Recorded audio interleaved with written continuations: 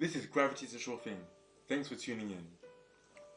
We are going to look at the different shadows and types of Jesus in the Old Testament. Today, we're going to start by looking in Genesis and seeing how they point to Jesus.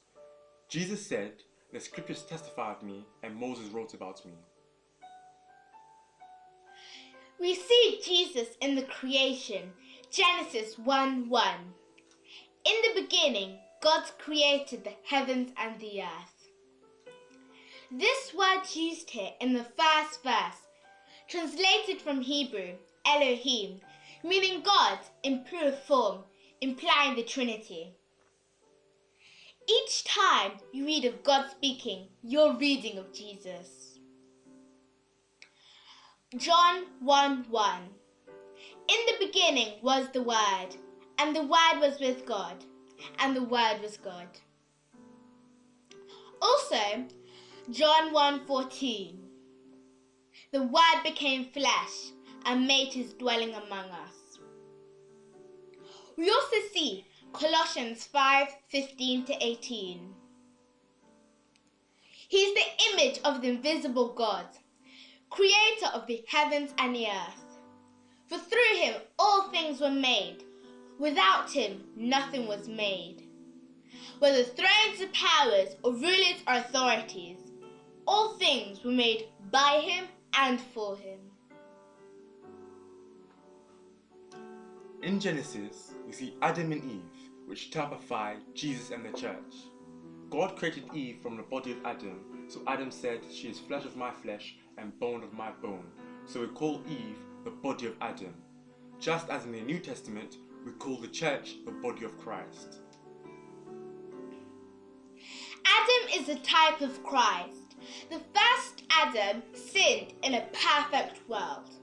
As a result, the whole world fell. Jesus, unlike Adam, lived in an imperfect world, but lived a perfect and sinless life. We call Jesus the last Adam. 1 Corinthians 15:45. The first man Adam was made a living soul, while the last man Adam was made a quickening spirit. The first natural man Adam was a pattern for the last spiritual man Adam, which was to come. Jesus is the ultimate seed of the woman, which will one day crush the head of Satan. In Genesis, we see the first promise of a Redeemer. This is the first of a lot of prophecies concerning the coming Messiah.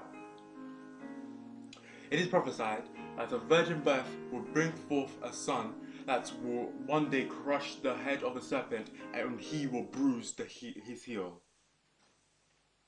This is exactly what happened, in that Jesus was crucified on the cross for 3 days, although not fatal, but will one day come and finish and destroy Satan. Jesus is typified in the person of Melchizedek. Jesus said, "Abraham rejoiced at seeing my day. He saw it and was glad." Melchizedek was the king of Salem, which means peace, and Jesus is also referred to as the Prince of Peace. Melchizedek blesses Abraham with communion. Melchizedek was the high priest of God Almighty. And the author of Hebrews also calls Jesus our great high priest. Melchizedek blesses Abraham, and so, without exception, the lesser is blessed by the greater.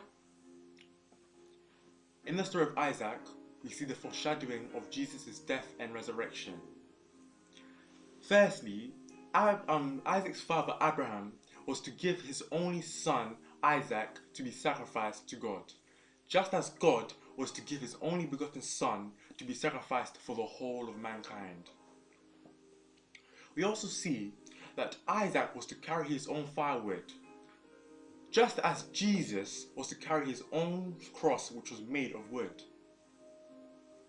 We also see in that Isaac was to be sacrificed on Mount Moriah. This is evident as some 2,000 years later, Jesus Christ was crucified on that very same spot. We also know Isaac at this time was not of a young age. He was at least above or of the age of 17. This means he could have easily overwhelmed his father and not taken part in the sacrifice. But being obedient, he stayed and put himself on the pedestal to be sacrificed. This is the same as Jesus, who was obedient unto death. Isaac is a powerful and beautiful picture of Jesus. But we do not hear of Isaac after the offering until he meets his bride, which is like the church, first seeing Jesus at his return. Isaac's bride, Rebecca, typifies the church. And so, Abraham sends his servant Eliezer to fetch his son a bride. Also, Abraham gives all things to Isaac, as God gives all things to Jesus. We also see comparison between Joseph and Jesus Christ. In the story of Joseph, he was betrayed by his own brothers, stripped of his clothes, and put into a pit. Just as Jesus was betrayed by his own brethren, stripped of his clothes, and put on a cross. We also see similarities in that Joseph was tempted, and through that temptation, he rose up against it, just as Jesus was against the temptation. Lastly, they both were unjustly accused. Just as Jesus, even in the court of the Sanhedrin, was unjustly and unrightly accused to death. Just as Noah's Ark provided refuge for all the animals, Jesus provides salvation for us.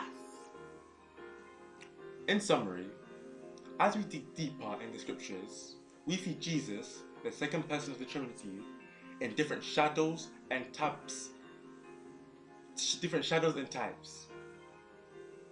Thank you for watching. You can follow our page. It's called Gravity, it's a sure thing. Thank you.